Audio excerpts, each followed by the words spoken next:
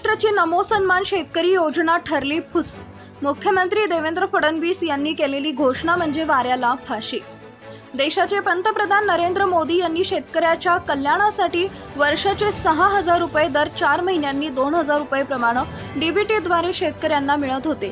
केंद्र सरकारला खुश करण्यासाठी माजी मुख्यमंत्री शिंदे सरकारने नमो शेतकरी सन्मान योजना सुरू केली आणि केंद्र सरकारप्रमाणे महाराष्ट्रामधील शेतकऱ्यांना दर महिन्यांनी 4 महिन्यांनी वर्षाचे 6,000 रुपये शेतकऱ्यांना देत होते। निवडणूक काळाच्या अगोदर महाराष्ट्रामधील शेतकऱ्यांच्या खात्यात केंद्र सरकार वार्षिक 6,000 रुपये जमा करत सुद्धा होते। निवडणूक संपल्यानंतर शिंदे सरकारचा अस्त होऊन नवीन फडणवीस सरकार महाराष्ट्रामध्ये आलं आणि शेतकरी वर्गांना खुश करण्यासाठी नमो शेतकरी सन्मान योजनेत मुख्यमंत्री देवेंद्र फडणवीस यांनी 1,000 रुपये वाढवण्याची घोषणा केली।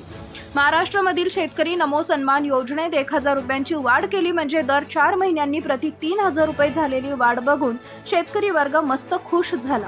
पण केंद्र सरकारचा सन्मान योजनेचा हप्ता मिळाला, पण महाराष्ट्रामधील फडणवीस सरकारनं नमो शेतकरी सन्मान योजनेअंतर्गत असलेले सन्मान राशी अजूनही शेतकऱ्यांच्या खात्यात रक्कम जमा केली नसल्यानं शेतकरी वर्ग कमालीचा नाराज होऊन मुख्यमंत्री देवेंद्र फडणवीसची घोषणा केवळ राजकीय फुसाळ झाल्याची चर्चा करत आहेत।